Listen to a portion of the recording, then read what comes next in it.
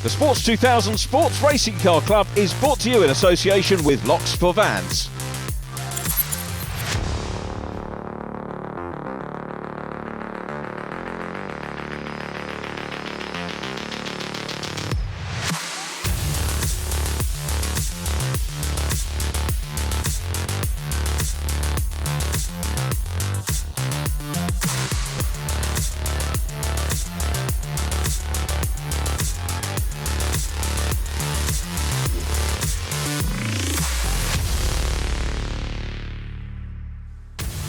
Welcome to Brands Hatch, the seventh event, the final event of the 2022 Sports 2000 Championship, part of MSVR's Ford Power Live meeting. The champion was crowned last time out at Alton Park.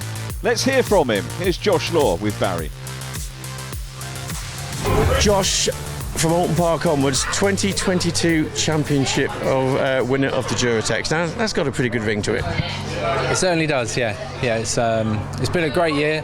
We've had loads of really good results. The whole team of people we got here has been incredible, and it's been brilliant year. Great to get it wrapped up before the last race meeting, but be nice to end the year on a high. So we're working as hard as ever this weekend to try and get a couple more. Actually, one very good point there. It is about the team. It's not just about being a talented driver, because that's fine, but if the car's not prepped properly and so forth, that isn't going to get you anywhere. So you've dominated it pretty well during this season. It's been a good one. It's been really good, and we've had great car, amazing team. Everyone has mucked in, and it's just been awesome. You know, we got my dad and Andy and Pete, Claire. Everyone has mucked in, and it's a real team effort. It's been incredible. So to get that in the bag before the final event, that's sort of taking the pressure off, but you're still going out there and having a bit of fun and still getting to the sharp end. Absolutely, yeah.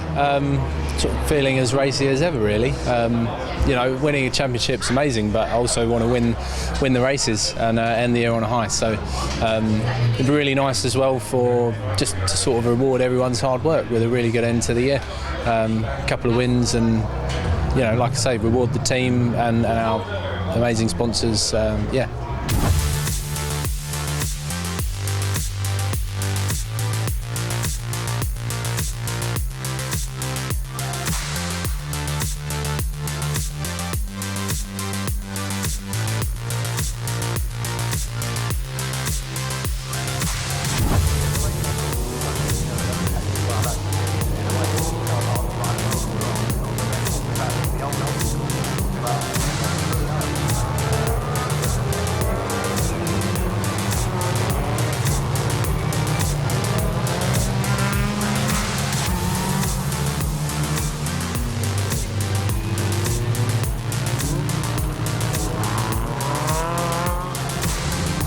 Onto the grid for the penultimate race of the season. The champion, Josh Law, taking pole position from Michael Gibbins and Richard Johnson. David Horton next up, then Derek Bell, pole position man Paul Traherne, then followed by Tim Tudor. Class B pole going to Peter Brower. In the Historics, who have a separate grid, starting with a 10-second delay, Charlie Hyatt on pole from John Harmer, who is the Class C Historics poleman, and they're followed by Paul Street and Mark Fry. But we look at Josh Law in green, Michael Gibbins in blue, Richard Johnson next up. The first 4 places on the grid being annexed by MCR. Shatty, very quick start from third by Richard Johnson. Also Michael Gibbins slightly quicker away, but making the most of the inside line into Paddock Hill Bend is Josh Law, the champion. Josh has had a great season so far. Gibbins trying to take the battle to him up into the hairpin for the first time, and the Historics get away as well. We'll talk to you about the classes just to give you a reminder if you've not seen Sports 2000 racing before, but a huge grid, virtually 30 cars racing this weekend, and the Historics sort of take you back, don't they? 20-30 years, maybe a little bit more, to the old MCD days here at Brands Hatch, and a lovely contrast with the contemporary cars, which are fast. If you want to go racing and have a quick car that's cost effective, then Sports 2000 is the place to come. All of the laps in qualifying, including shared cars, under 55 seconds, and the pole position time 46.3 for Josh Law. So Josh confirmed as champion in the endurance race, or the longer race we had at Alton Park, which was round 10 of the championship. This is round 11. 7th and final meeting of the year, and great to be guests of the MSVR Ford Power Live. Massive way of getting people to come and watch motor racing, people that are into their Ford saloons, modified Ford saloons, and they get a chance to see this racing. And what it means is that MSV are finding people that otherwise maybe wouldn't think about coming racing, and getting involved and seeing this, and it does open up a new market for new drivers potentially. Mike Fry at the head of that group, historic C driver.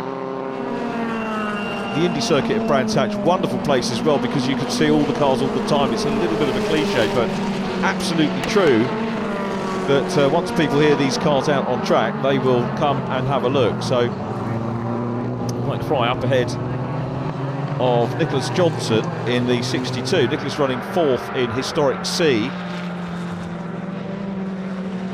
We have 3 classes in the contemporary cars and also in the historics. The contemporary cars, Class A for the most up-to-date machinery, Class B for pre-2007 chassis, or those converted from Pinto. So there might be some older chassis in that have been converted from Pinto.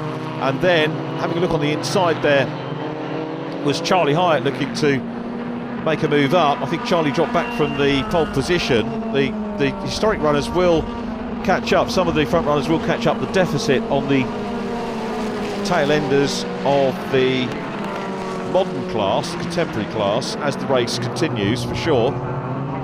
Great battle going on here between Mike Fry and Nicholas Johnson. Nicholas looking every way possible to try and get past. There is Peter Brouwer in the number 6. Peter, the class leader in Class B for the contemporary cars, got a good lead over Colin Peach.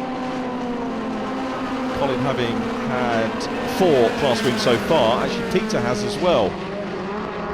Grant Gibson's won as well. Grant Gibson winning at Silverstone. The last normal 2 race outing we had was at Thruxton in the big truck meeting, which again introduced these cars to a lot of potential new fans, and certainly potential new drivers. Looking down the inside there is Peter Williams, and Peter running in the Derek Bell class, which is for the over 60s drivers. Derek Bell class led by Mike Turner. Championship with Paul Traherne. He took pole position this weekend, 2nd position in class as we come to Brands Hatch, with Roger Donnan in 3rd.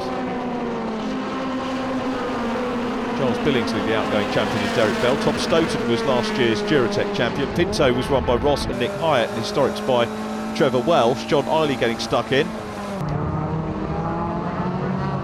John running in Class A. The other thing about the multi-classes is that depending on ability and experience and maybe machine, you do find someone to race with from other classes. So we see some good battles in the classes themselves, but also inter-class battles over the course of the racing as well.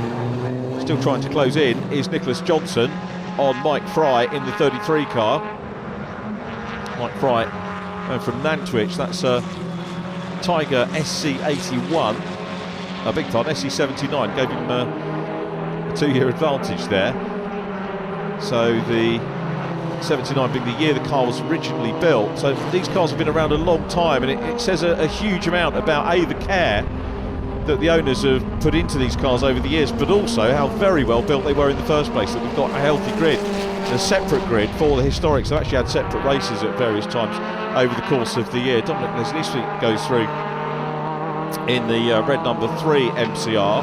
Now the interlopers amongst the MCRs include Paul Traherne there, you saw in the Gun TS11. Paul comes from Nottingham, had a couple of retirements so far this year and a couple of non-starts. The championship, you have 2 drop scores in the championship, so a no-show or a non-finish would count for that, and that will come into play for a couple of the championships that do need to be decided this weekend.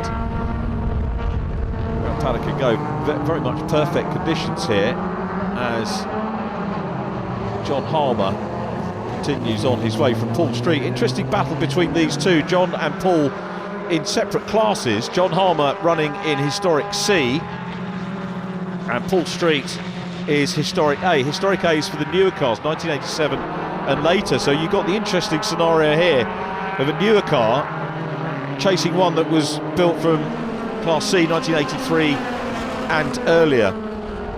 Now, as well as the individual class championships, there is a historic overall championship which is being fought out by John Harmer with Mark Narrow sharing the car. Nick Hyatt, who's in second position, who isn't here this weekend. Paul Street's actually third in the championship. And and having a look there, and problems for the 25 car. It's Josh Needham in the Class B Van Diemen RFO2, the man from Worcester, having a problem.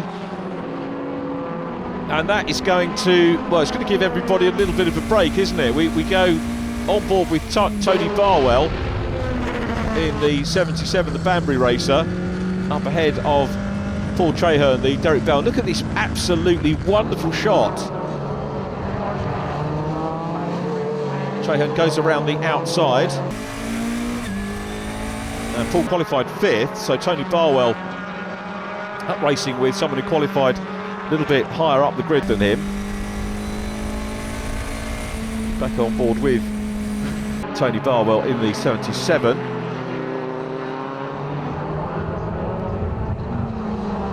So just the one retirement so far in this one, which is Josh Needham.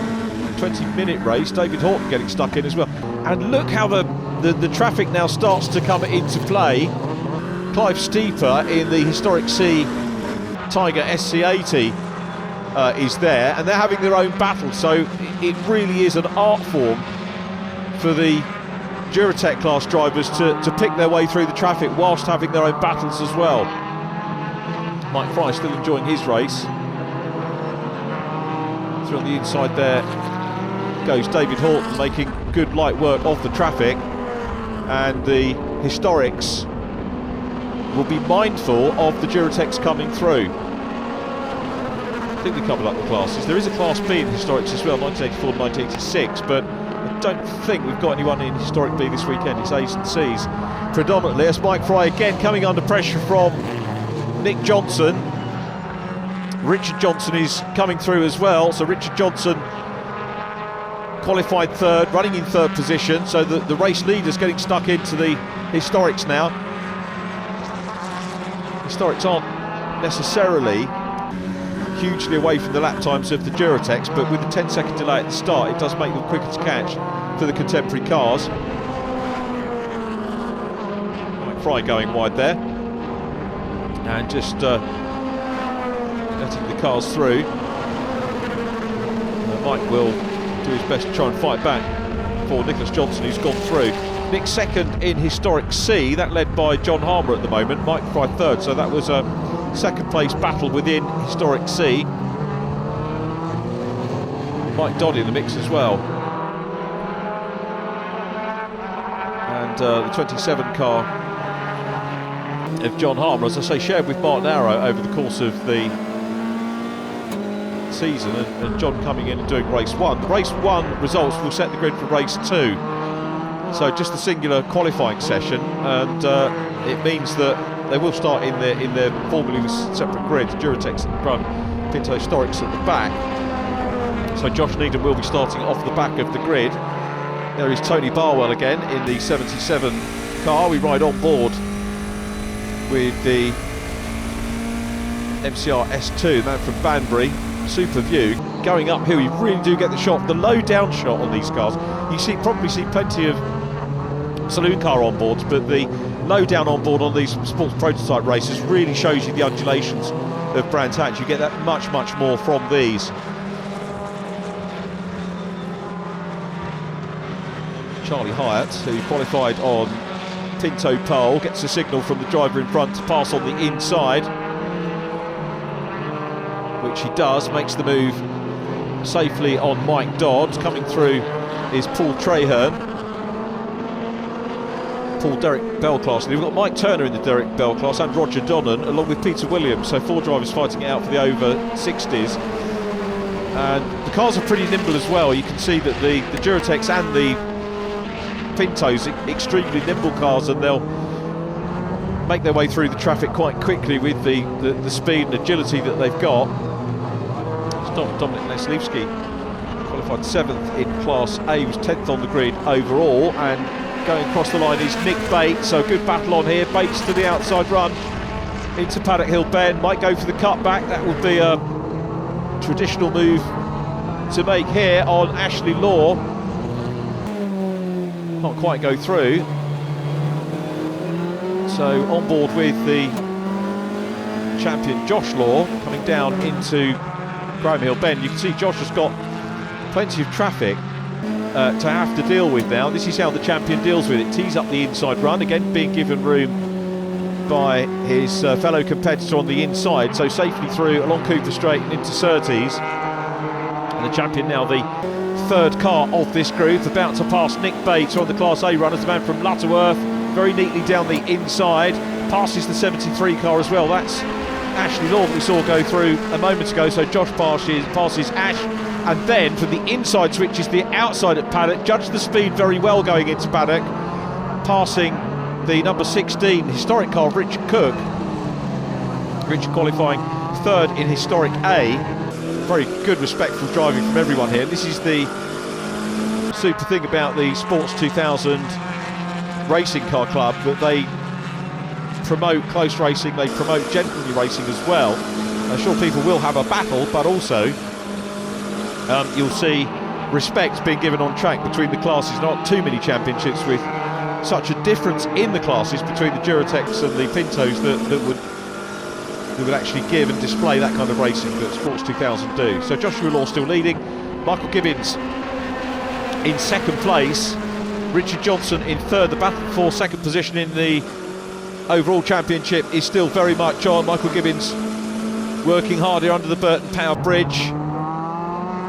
Gibbins in the 76.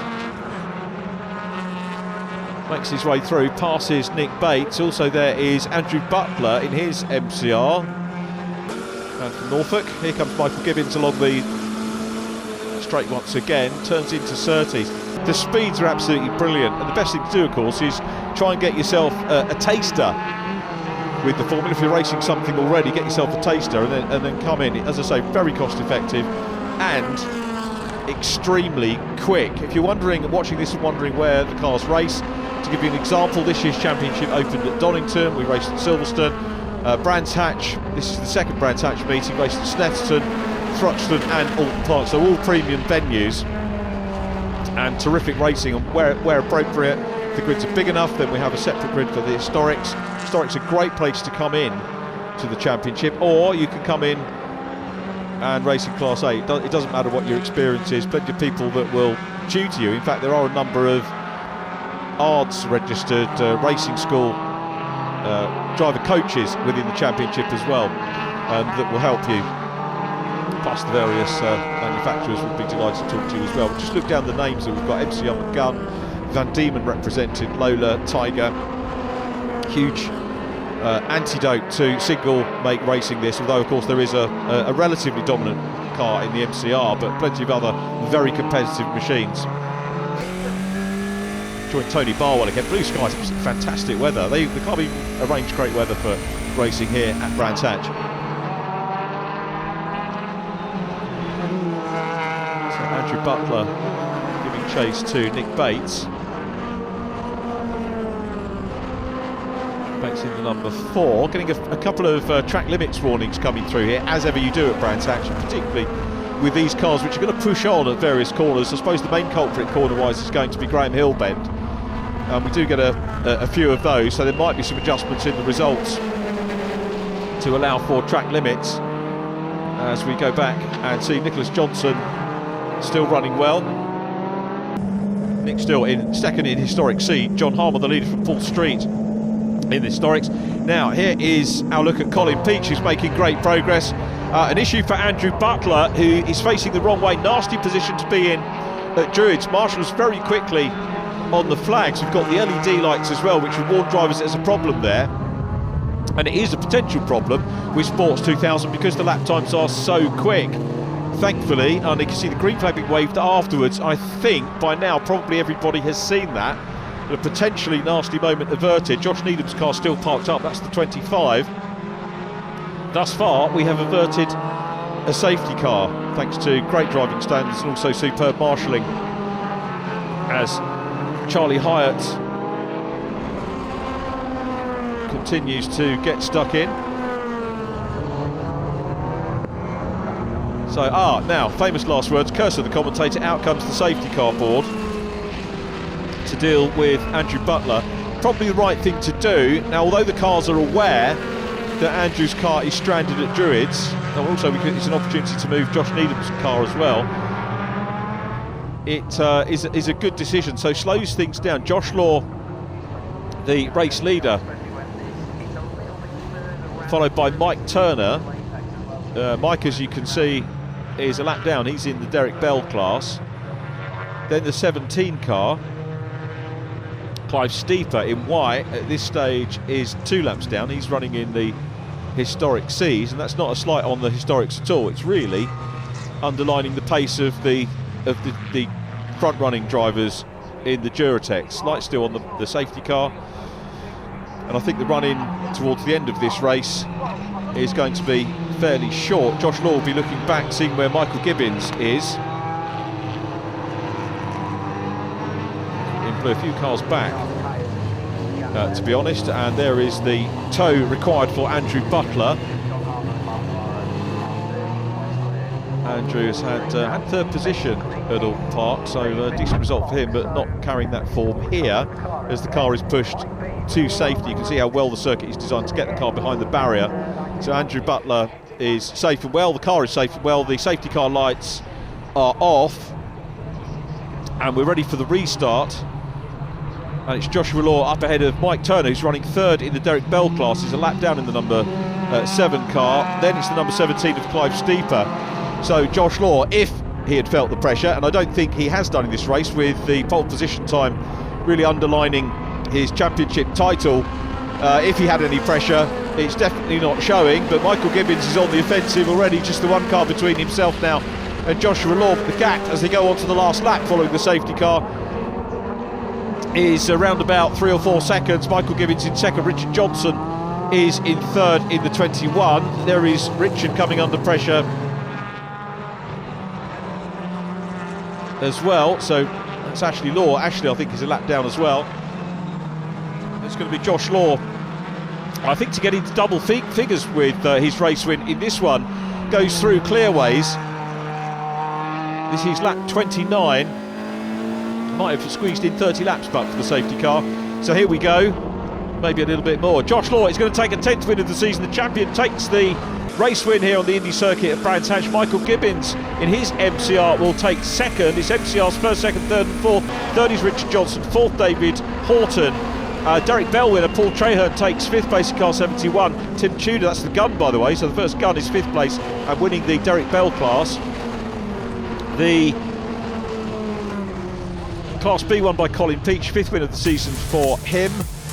John Harmer winning Historics outright, and Class C, Paul Street winning Historic A. And we'll take a look at the complete result for you. Josh Law getting the fastest lap as well. Paul Traherne getting the fastest Derek Bell lap. Colin Peach getting fastest lap in his class as well. We had a quick look at John Harmer there. So it was Law from Gibbins, Richard Johnson, David Horton, Paul Traherne winning Derek Bell. Tim Tudor next from Dominic Leslewski and Tony Barwell. Clive Hayes next up from Colin Peach, rounding out the top 10. Fifth win of the year for him, winning Class B. Peter Brower next, second in Class B from John Eiley and Peter Williams. Mike Turner, Andy Chittenden next from Ashley Law and Roger Donnan. John Harmer wins the Historics and Historic C. Nick Bates next up from Nicholas Johnson, who wins Historic second position in Historic C. Paul Street winning Historic A. Mike Fry, Mike Dodd, Charlie Hyatt, Clive Steeper and Richard Cook completing our finishers. Penultimate race of the season there for the Historic Pinto class, and John, great win. Thank you. Yeah, that was. I was feeling the pressure this week actually. The car's been in 2 bits and had it apart and put it back together. So we tested because I thought we can't have a failure in qualifying, not this weekend when the championship's at stake. So yeah, really pleased to have won it. busy grid, obviously in there with the Durotex as well, but all got very mixed up at one point, but it was great to watch. Yeah, it was good from my perspective. We had a decent gap actually. The slowest Durotex weren't that slow, so I had clean air for a long time, so I was able to concentrate on Paul behind and just monitoring the gap, and I was really on it, properly on it, and then struggled with a bit of understeer actually during the course of the middle of the race and towards the end, so I was just having to drive around that, trying to sort of keep the pace up as much as I could, but the front tyre was not brilliant, but yeah, excellent. So team car, change of drivers tomorrow. How do you determine that? Strategic best chance of an overall result, I suppose. So I think what we did this weekend was we have a points advantage in the championship table, so we thought we'll put me out, and then that will give Mark a clear definition of what he needs to do tomorrow. Also, he benefits from a grid position based on my finishing position, so I guess he'll be on pole tomorrow. Paul, a great race that to start the weekend with, and from your point of view, a very busy one. Yeah, it was good. We got a great start. John and I sort of shot away a bit, and then he made a bit of a mistake and I caught up a bit. Then I made a mistake and dropped back a bit, and it was looking like it was going to be shaping up quite right. But this is multi-class racing. Once the Durotex started coming by, I seem to always have them coming by me and not knocking me offline, but if they're overtaking me in a fair way, I can't take my racing line. So I was getting a bit frustrated, but then it's the same for John as well, and it just didn't allow that gap to catch it again. So it could have been fun. I think I'd have struggled to get by him because we're pretty evenly matched, has to be said. Now, 10-second delay from yourself with the Durotex, and yet only a few laps in, you're catching some of those. Yeah, but that's. I think some of the fun of this racing is that some people are here because they really, really good drivers, take it very seriously. Some people are here for the absolute love of the cars. So you do get a range of skills on the grid. And obviously I've been racing these things since 2007. So I kind of know how quickly they go, and I can get onto it quite quickly. And some of the people who are newer to the class, a few laps in, getting a feel for the car with the tyres cold, etc. It can often be that way. But the 10-second gap helps a lot. We used to all race in mixed, and it would be the case that us more experienced Pinto drivers would deliberately drive around through the Durotex to create a shield. It was a bit of fun at the time, but I think it's a really good way of doing it. It also makes it clear what's our race versus the Durotex race, so it works for me very well. Now, championship-wise, as we come to this final event, you were third in the championship, but our second guy, Nick, isn't here this weekend because he's doing a wedding, I think, or something like that, so that must help. I have to say I wasn't here for the championship this year. I knew I was going to miss 3 rounds at least, and then I had a rare driver error moment. I say it's rare, probably isn't, but and I damaged the car at the Silverstone round earlier this year, so I'm 5 rounds short, so I think I'm not too worried about it, but it just adds a bit of fun to the weekend, doesn't it? Now, watching that race and directing it, I was saying to most of my crew, keep your eye on the red car, because everything was happening in and around you in the Historics. Yeah, I had some good fun. Haven't raced since Thruxton. I had 2 DNFs at Thruxton, so it's the car's engine's a bag of bolts, really. But last race of the season, we got to come out. I had a great race with Mike Fry, and just at the end there with Charlie. So yeah, from 6th to 3rd, interesting race. What's the season's been like for you overall? I haven't managed to do the full season. Work and family have got in the way, but it's just great back to be working and racing with Sports 2000. Cars are so much fun to drive. We have some great circuits, full grids. Yeah, what more could you want out of club racing? So not only a 3rd place for you, which is a great result, but also for your brother in the Durotex. Yeah, it's podium apiece. I just think we just need to step up and get to the top step, both of us. So that's what we'll try and do for next time. Richard, great way to start the weekend there. A podium position, not only for you, but also for your brother, and a good race. Yeah, it was a good race. We had a really good start. Got up behind Josh on the start. Had Michael, who's we're battling in the championship together. He's 3rd in the championship. I'm 2nd. So it's all to play for. I think ours is the biggest fight this weekend in terms of the championship. A lot of the other positions are already decided with Josh winning. Well done to him. So yeah, we were battling hard at the start. He was on the outside. I was on the inside, and a bit older and wiser. I wanted a race, so I sort of lifted and gave him a bit more room than maybe I probably ought to if I was 20 years younger, but we got it to the end, and we're 3rd place, and if I finish behind him in both races, I think, hopefully, I will come second in the championship. So that's, a wise head on shoulders attitude this weekend. 4 or 5 laps in, got really busy catching some back markers, and that's when it really comes sort of game on, doesn't it? Absolutely, and that's where the experience comes in, and being a little bit older, obviously, naturally with a bit more experience, and I look forward to the back markers. In some ways it's exciting, sometimes it can be frustrating, but they're a great bunch of drivers overall, and 90% or 98% of them use their mirrors very effectively, so thank you to them, and good racing.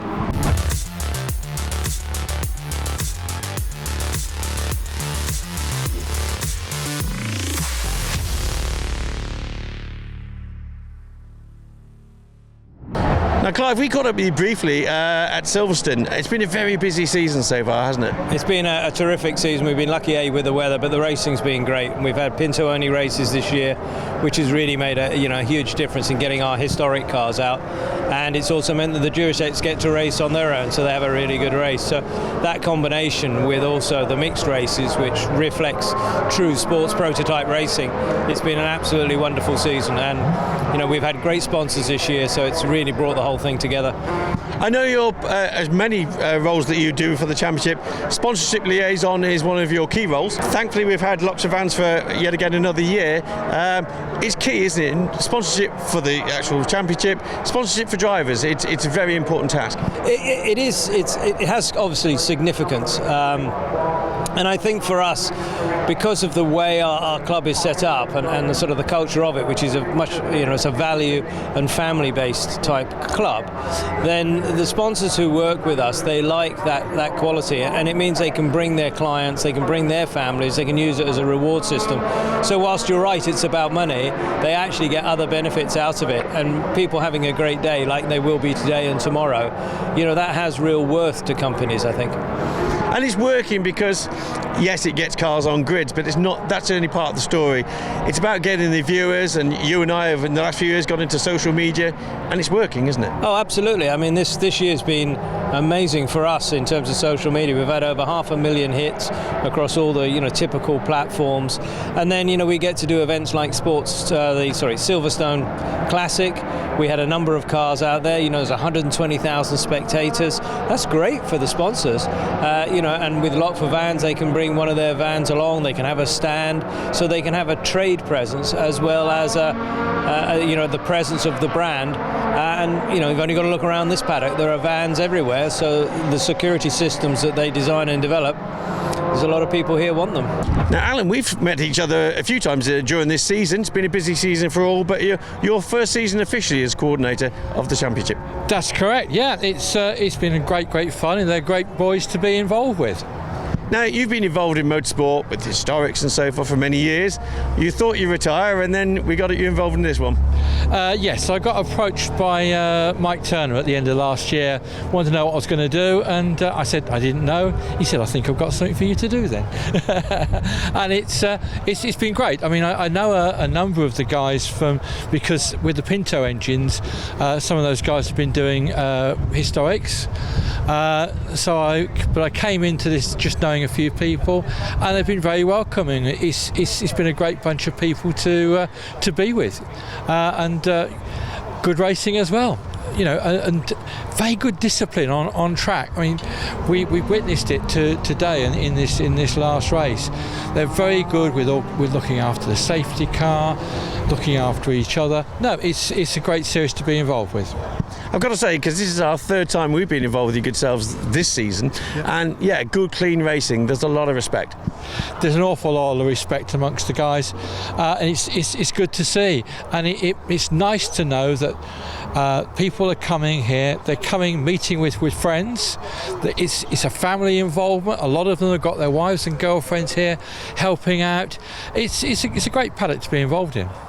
Now, your job's one of these jobs which is an unsung one, really. It's behind the scenes. People don't really notice, but there's a lot needs putting together to put these events together.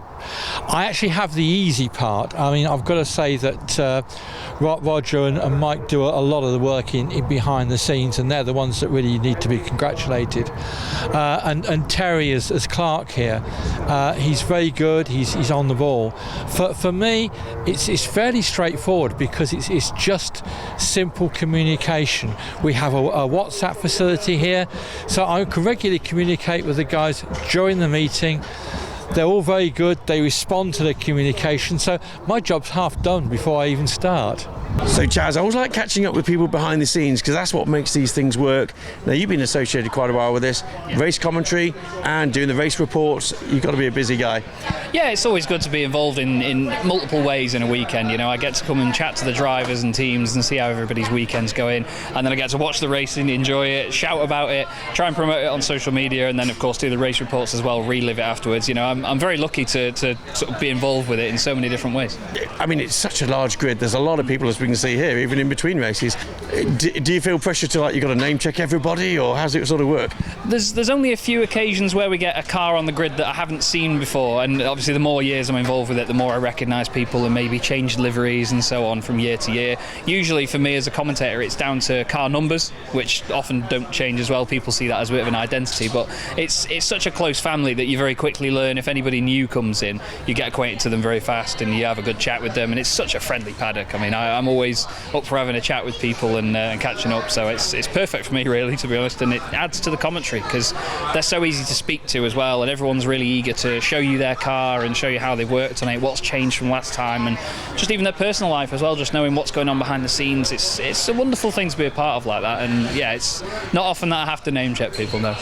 How long have you been doing this for?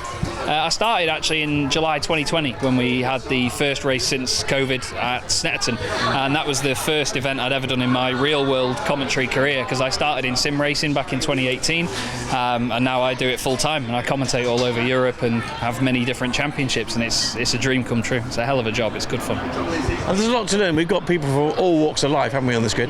Yeah, definitely. There's people that have been racing for a long time. I mean, Mike Turner's in his 70s now, and he's raced against some amazing names in his career, and he's a great guy to speak to, and he's still driving cars that are nearly as fast as GT3 cars, and it's just epic to see. And then you get the likes of people like John Eiley, who used to be an aerodynamicist for Michael Schumacher and Ferrari during their championship years. You know, there's names that aren't now in the public eye as much, but they're still involved in racing and still doing it just because they love it, and that's why a lot of people are here. You know, everyone's enjoying themselves. There's a really close-knit community. Everyone just loves it. It's great.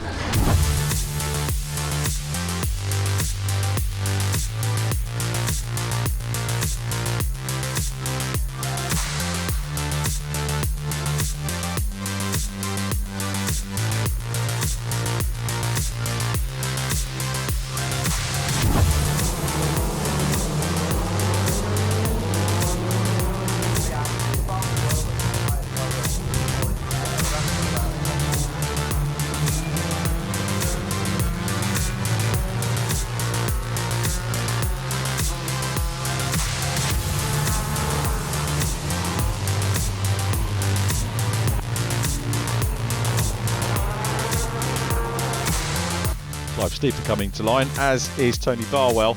Tony 8th on the grid. It's Josh Law on pole position, having won race 1. Michael Gibbins alongside then Richard Johnson and David Horton. Paul Traherne pole for Derek Bell class. Colin Peach on pole for Class B. Away we go, cracking start from the outside. Michael Gibbins gets away well. Very well anticipated start by Richard Johnson from third on the grid, who will try and squeeze through.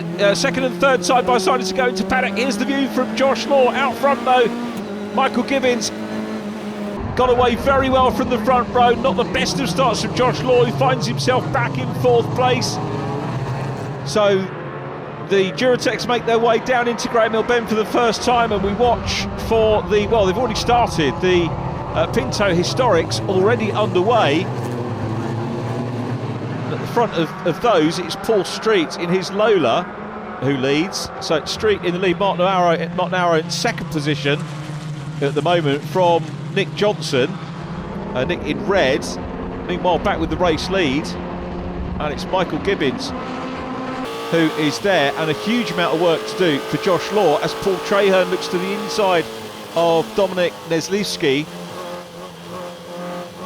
Paul Traherne in the Gun TS11. I think it's the lone Gun in this one, but equally competitive chassis. But the MCRs are the car of choice at the moment in Sports 2000. Race leaders down and along Cooper Straight. Paul Street getting away, so this is a good lead for Paul Street at the moment.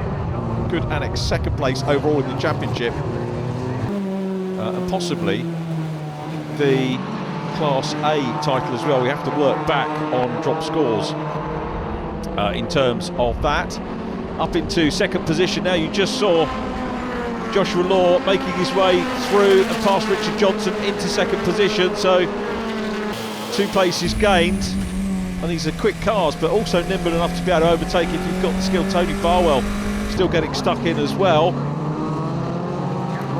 David Horton, who was 4th in race number 1, 4th here at the moment. They've all kind of gone back to where they were, aside from Michael Gibbins being in the lead, but we're seeing Josh Law closing in on the double former champion. So the Historic still getting stuck in as well, and that is Clive Steeper up ahead of Mike Dodd. Mark Narrow now down to 3rd in the Historic, so you can see the red car of Nick Johnson immediately up ahead, and Narrow just needs to, I think, finish the race to wrap up the title for the Historics jointly with John Harmer, who started the meeting off. Mark did qualify as well, John Harmer in race number 1. The man from Heathfield in Sussex. To check out whether it's the Harmer family that used to do oval racing back in the day at some point. Question I've not asked as yet, as we watch the Tim Tudor number 40 MCR making progress as well. Now, are we going to get a battle for the lead before too long? Because Michael Gibbins has got away, but I think Joshua Law is starting to close up. Now, when they get into a little bit of traffic later on, and it won't be that long before they get into traffic, it's going to be very much how the passing flows for the Duratec runners getting stuck into the Pintos. Remember, there's approximately 5 seconds a lap quicker for the Duratecs. Peter Brower slowing up there in the number 6 car. That is not good news for Peter, who is the Class B championship leader. We need to keep our eyes on that, focusing again on Tim Tudor, the man from Swansea. And this is a battle on for podium position in the Historics. Mike Fry looks on the inside of Mark Narrow.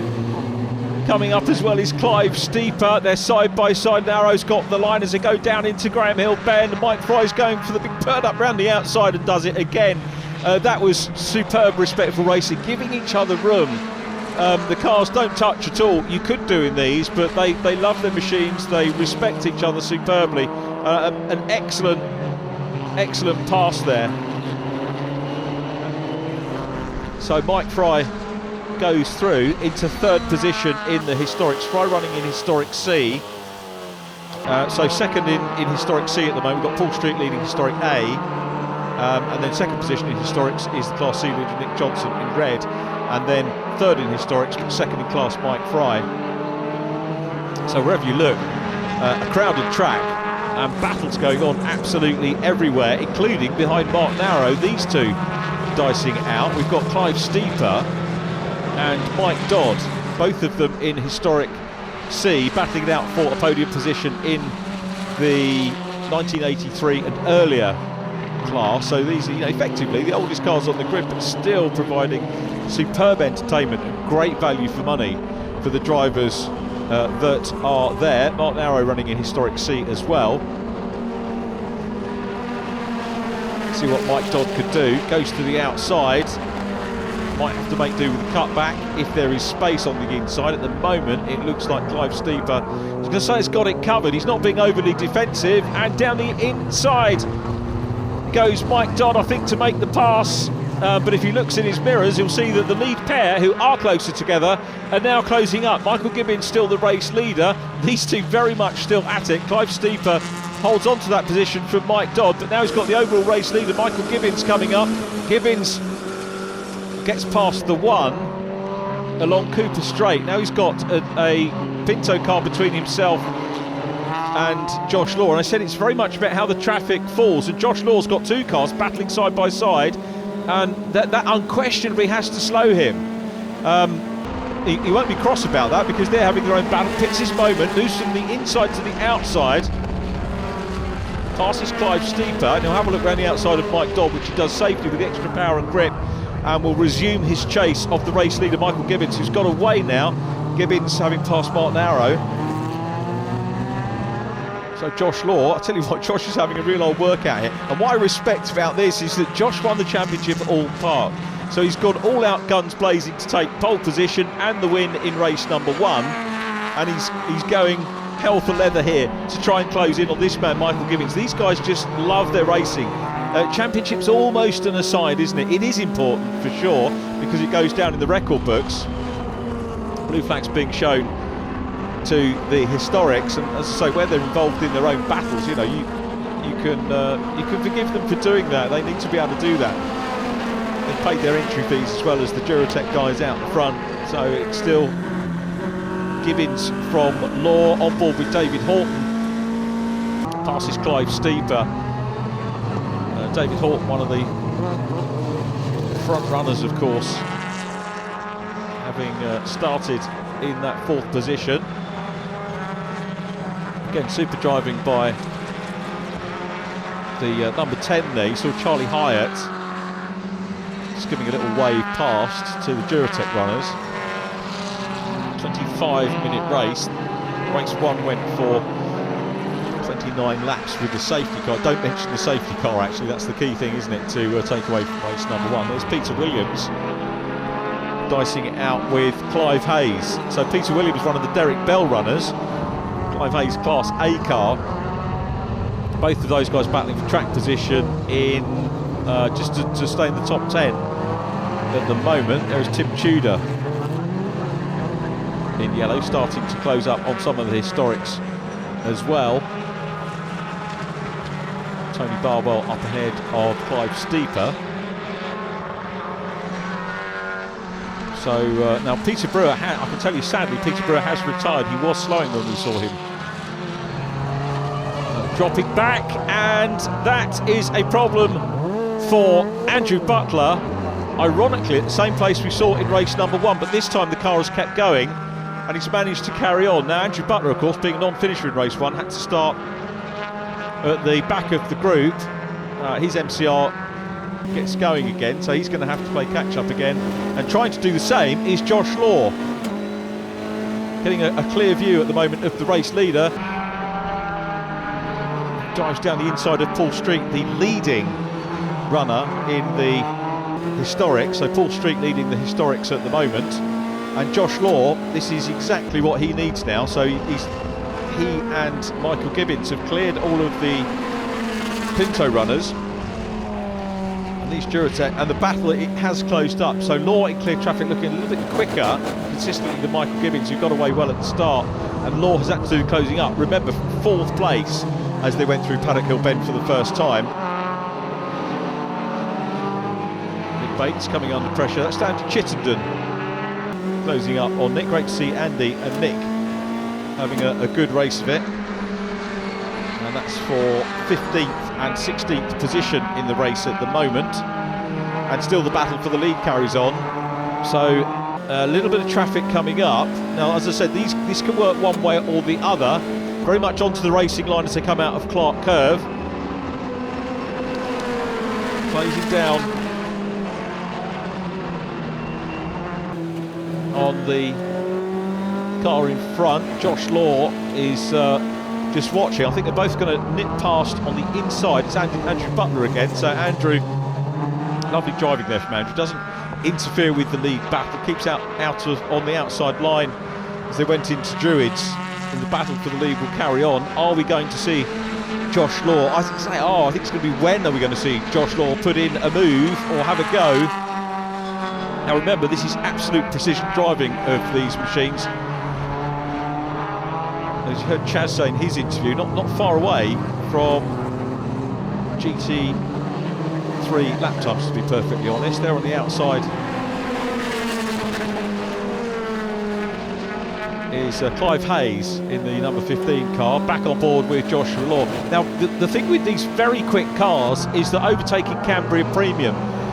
It might depend on traffic. It is very much going to depend perhaps on a mistake from the driver in front as much as skill from the driver behind, and that's one of perhaps the downsides of having such a short lap. Personally, I love Brands Hatch Indy. It was a circuit that I was brought up watching racing on, and it's you'll rarely come home from a boring race meeting on the Brands Hatch Indy circuit. Wonderfully maintained by MSVR, of course, and again, more traffic for the race leaders to do. Quick check back there in the 48 car is Paul Street, the white Lola leading the field. Josh Law goes back through past another car up Hayward's Hill. Again, you really get the impression of the undulations here. The onboard does extend the gap back. When you're on board, it looks that the lead car is much further away. And I tell you what, now Josh Law is winding it up. Careful not to do track limits down there, and he is now starting to have a look the outside as they go into Surtees. Would be very brave indeed, but he's trying to get the car wound up and get some momentum. Maybe the best option would be to try and slingshot down the main straight, perhaps into Paddock Hill Bend. If he can do that, we can see that there is very definitely intent from the champion to pass the former champion. Still plenty of overtaking going on further back down the order. Clive Steeper having a look at Dominic Lewski. Up in front of them is Charlie Hyatt. Move very well executed. I beg your pardon, that's Colin Peach. I do apologise. Colin Peach that goes through in the Van Diemen, and Colin comes from Cranley in Surrey. Van Diemen RFS 02, and look how close this now. I said that the onboard accentuates the gap, and that shows you how very, very close it is indeed between the two leaders. We've got another car coming up to deal with for Michael Gibbins and Josh Law. This is a very, very hard race indeed. So into Paddock Hill Bend we go again. The race leader has got to, I say defend, maybe he doesn't have to defend, but he has to be mindful of what's going on behind, and he also has to be looking very, very closely at what is happening up front. Again, they both clear the traffic, and it comes down to clear tarmac again for a handful of laps. Joshua Law trying everything that he can to close down, and although he's getting faster laps, the amount by which those laps are faster is not really enough as Roger Donnan comes through. Roger, the Derek Bell Championship front runner in the top three of the championship with Mike Turner and Paul Traherne, and we've got Nick Bates going through, passing Mark Narrow. Mark still at the moment ahead of Clive Steeper, and Mark doing absolutely everything that he needs to do to bring that car home to secure the Historics Championship. So goes along Cooper Straight. Andy Chittenden side by side at the moment with Mike Turner for 14th and 15th place, and Chittenden pops the car up on the inside coming out of McLaren into clearways. That was a beautiful move, lovely bit of overtaking, great close racing between the pair of them, and again extremely respectful stuff between the pair. Clive Steeper is past, he's got a bit of work to do as Clive to catch Mark Narrow, but Nick Bates goes through in the number 4. Michael Gibbins very much, I'll tell you what, they're really getting stuck in, the race leaders now getting stuck in to some of the Class A runners. So we've got Mike Turner, the Derek Bell class runner, he's passed. Mark Narrow's passed as well, I think for the second time in this race. Paul Street still leading the Historics from Charlie Hyatt and Nicholas Johnson. Out of shot goes David Horton. Then it's the 34, that's Roger Donnan. He's down in, he's 4th in the Derek Bell class at the moment, is Roger. And there in the 33 is Mike Fry.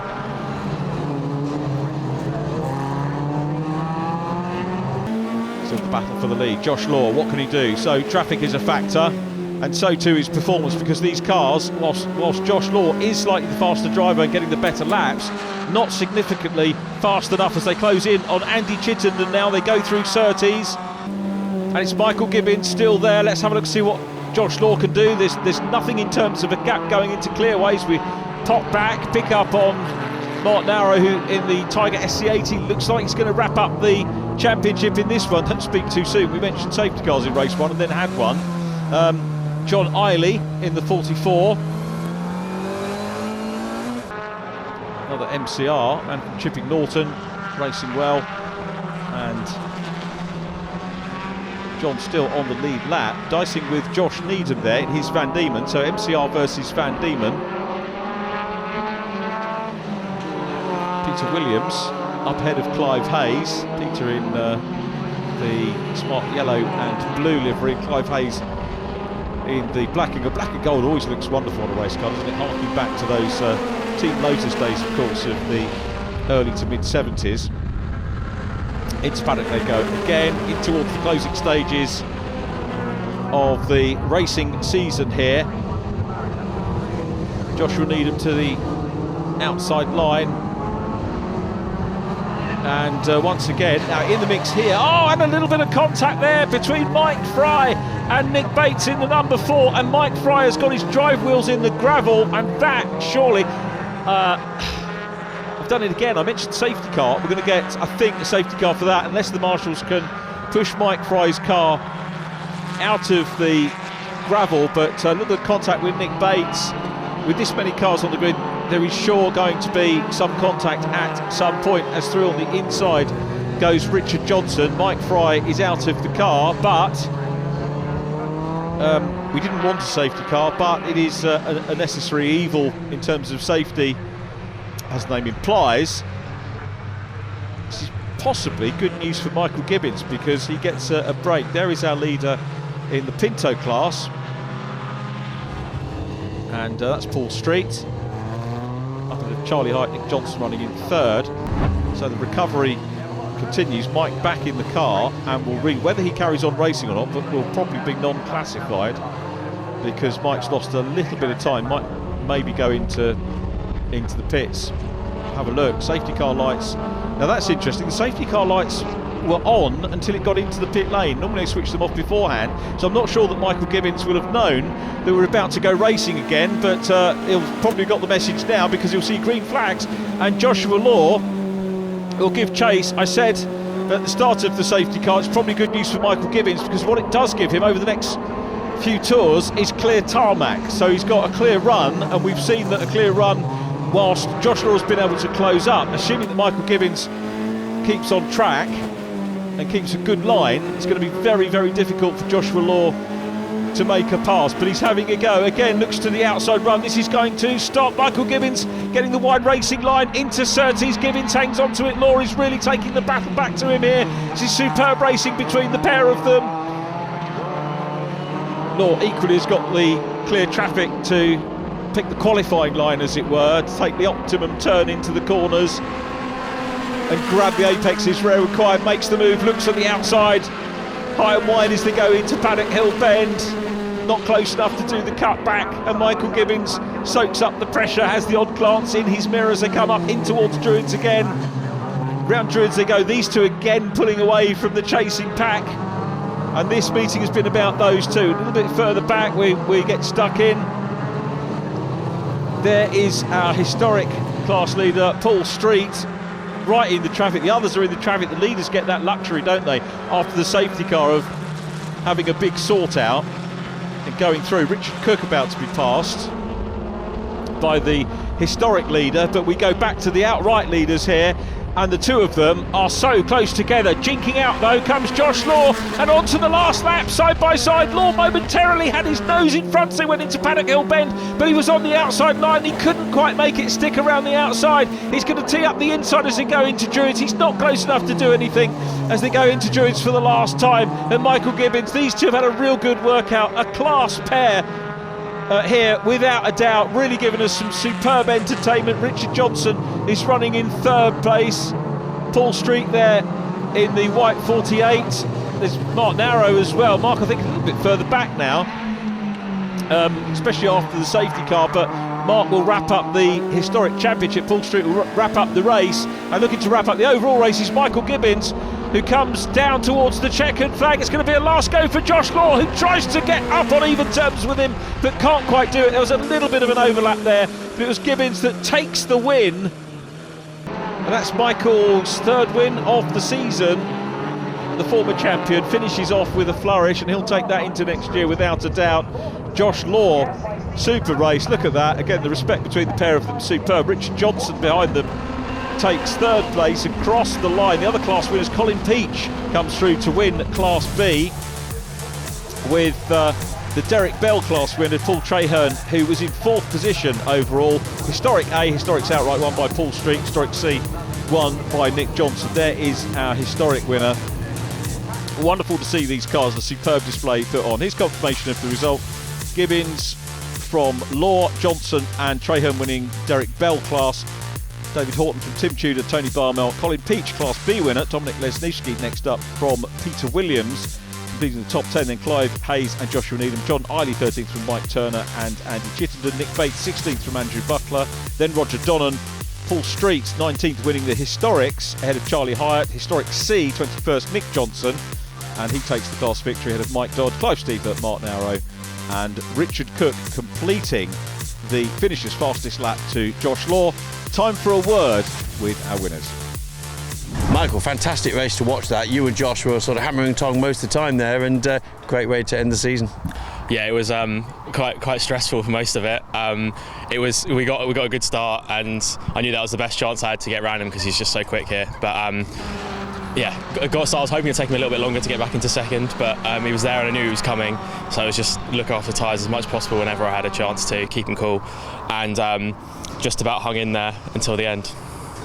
I bet you're waiting for that flag every time you came around, were you? Yes, yeah, I did see on the start of the last lap there was 2 seconds left on the clock. I was like, if only we were 2 seconds further back, then that would be that. I was grateful to see the safety car. It was nice to have a little break. The restart was it came a bit unexpected, but yeah, we got through that, and I was pleased to the end. So we really had to work for that one, but it was nice to get there. Josh, we've already said you confirmed as the 2022 champion, but you weren't going to hold back on that last race, were you? I mean, that was a very exciting one to watch. Yeah, it was really exciting to race as well. It was great. I didn't get a great start. I spun the rears up, dropped back to fourth, and then when I got back into second and caught Michael, we had a brilliant race. Yeah, the whole race was just hard, fair racing, and I loved it. See, you were keeping him honest, you keep him under pressure, and he enjoyed it as well, he's told us. But if I'd won the championship, to be honest, I'd probably relax and think, I'll just take this a bit easy. But no, it was full on, and that's the way to go, really. Yeah, exactly. Yeah, we're here to race, and it's great racing with Michael. It's brilliant. There's trust there, and we can race really hard, but it's still fair. So it's brilliant. Yeah, although I won the championship, I still wanted to win the race, and I tried my best. But he managed to hold me off. So it was very impressive from him. Paul, great way to end the season there. Now, that was a good race. You kept busy throughout the whole race there, and some good pace. Yeah, It was. Once I got away, I realised that I had a bit of a gap. Then I decided to keep on it because you never know. I've had punches before and that, and I thought, no, there is a chance of still winning the championship if I come first and they don't finish. But so I kept on it and kept on it and kept on it. Felt it drove quite well, and then the safety car come out, and I lost about half a lap of an advantage. But it was great fun. The safety car carnage at the end was really good fun. That quite often happens, doesn't it? You just get that advantage. Safety car comes out, wipes out 5 minutes of racing, and you got 1 lap to go. Yeah, but that's part of the fun, isn't it? I'm pretty sure I've been on the good side of that before, where the safety cars come out, and I've been excellent. I'm back in the game, so you have to live with it. And it was good fun. It was a case of lots of people having their individual races at the same time. So no one hit each other, so it was good driving and all round. and Charlie reappeared smacking my mirrors. I'm thinking, oh, come on. But no, a bit of crafty race work, and overtook a couple of Duratec's to give myself a gap between him, which I probably shouldn't have done, but that was enough to get me over the line in the last 2 laps. So Charlie, I was watching that race. It was an exciting race all round, and then I saw sort of Paul getting away and so forth, and you seemed to come from nowhere, and it was game on. Yeah, so I started off, and I think I ran out of talent a bit on the first lap, pushed wide, and I just kept going and onto the gravel, just tried to keep it going. I didn't want to ruin the race and stop it, and got onto the tarmac and checked the temperatures and pressures, and everything seemed okay, so I was like, okay, I'll keep going, and then it seemed okay pretty much for the first lap after the off on the first lap. And after that, I kind of started catching people. I was like, oh, okay, game on here. And then past 1 and 2, and then it was getting quite dicey with the Duratec's, letting them through, and then having those guys to have some battles. And then we kind of had the safety car, and then it got really bunched up and quite exciting with Nick Johnson and then Paul Street towards the end. But it was a fantastic race, and obviously big congratulations to Paul for winning the championship, and John and Mark as well for winning theirs. Have you achieved what you wanted this season? I think we set off this season with just trying to finish every race, really. I have never raced before in my life, but obviously I have to say a big thank you to my father for making it happen, and also for my brother as well for helping coaching me, because he's done a season before me.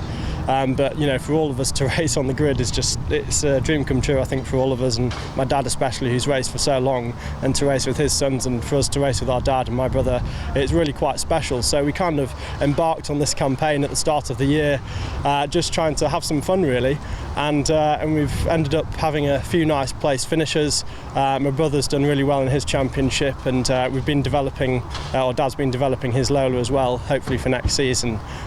So it's just been pretty special and a dream come true, really, to start racing, especially with my family.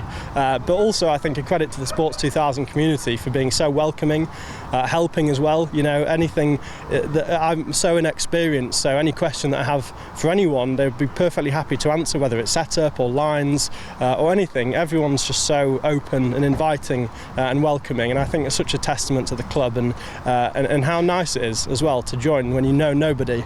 So end of the Sports 2000 2022 season, and the Historics champion 27 machine, the Lox for Vans car, driven by Mark in that final race. What a superb way to end the season.